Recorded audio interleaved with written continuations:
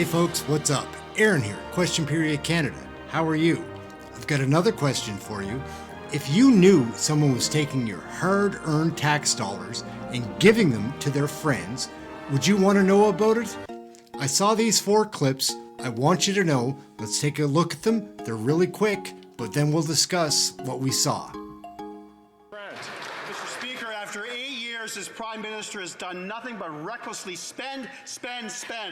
Not only was $54 million rushed into the poorly functioning Arrive scam app, but 11 million taxpayer dollars given to a so-called consulting company employing 2 people working out of their basements doing absolutely no work.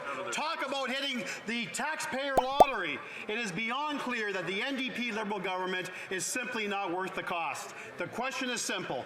Which minister was responsible for this costly hiring? The honourable member from Calgary-Mindapore.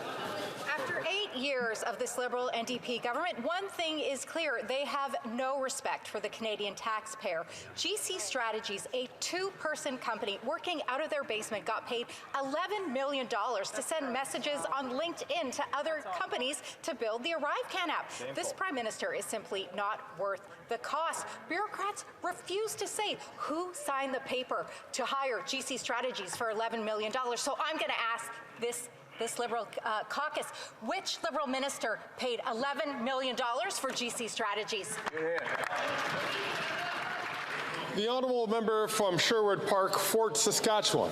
Mr. Speaker, this government has been in power for 8 years, and there is a profound dissonance between those alleged expectations and what they have been delivering and doing these 8 long years. Yeah. Arrive scam hearings have been explosive. This week, senior government officials accused each other of lying because a Liberal minister wanted someone else's head on a plate. Ooh. This government is destroying trust in our public service, and this Prime Minister is clearly not worth the cost. Yeah. Instead of trying to blame others, why won't this Prime Minister take responsibility for his Arrive scam disaster and commit to cooperating with the RCMP investigation?